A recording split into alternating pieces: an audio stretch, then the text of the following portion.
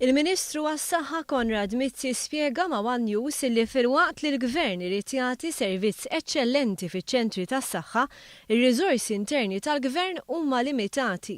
Filwaqt li l-Gvern se jibni ċentru tas-saħħa ġdid f'Raħal Ġdid u Ħall-Kirkop se jirristruttura u joffri servizzi ġodda fiċ-ċentru tas-saħħa ta' Bormla.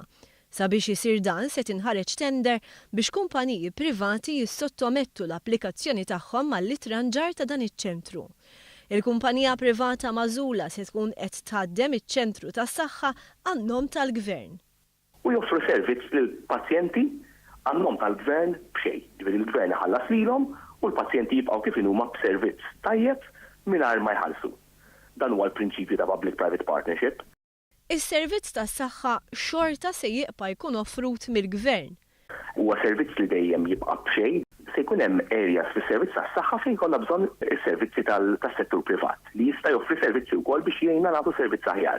Fi-stqarrija l-Union Maltija tal-Infermiera u l-Qwiebel ikkonfermat li f'kuntatt li għamlet mal-Gvern kien żgurat lilha li m'hemm ebda intenzjoni li jipprivatizza l-polyclinics kif kien irrapportat f'ċertu sezzjonijiet tal-medja. Minflok il-Public-Private Partnership se jwassal għal sitwazzjoni ferm iktar feliċi.